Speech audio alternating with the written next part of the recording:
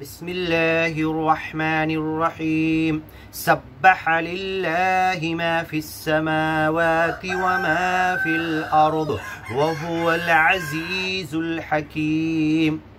يا أيها الذين آمنوا لم تقولون ما لا تفعلون كبر مقتا عند الله أن تقولوا ما لا تفعلون إن الله يحب الذين يقاتلون في سبيله صفا كأنهم بنيان مرصوص. وإذ قال موسى لقومه يا قوم لم تؤذونني وقد تعلمون أني رسول الله إليكم فلما زاغوا أزاغ الله قلوبهم والله لا يهدي القوم الفاسقين. وإذ قال عيسى بن مريم يا بني إسرائيل إني رسول الله إليكم مصدقا لما بين يدي من التوراة ومبشرا برسول يأتي من بعد اسمه أحمد. فلما جاءهم بالبينات قالوا هذا سحر مبين ومن أظلم ممن افترى على الله الكذب وهو يدعى إلى الإسلام والله لا يهدي القوم الظالمين.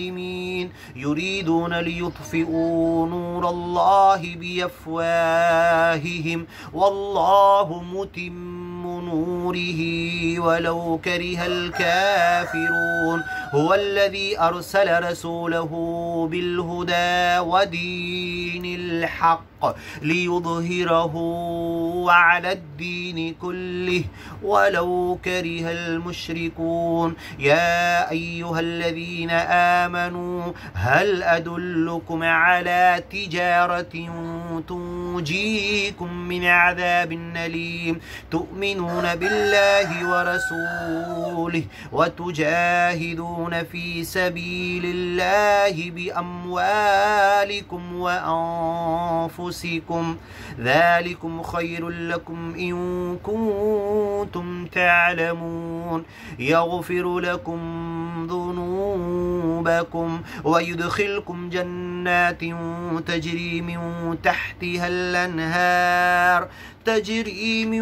تحتها الأنهار ومساكن طيبة في جنات عدن ذلك هو الفوز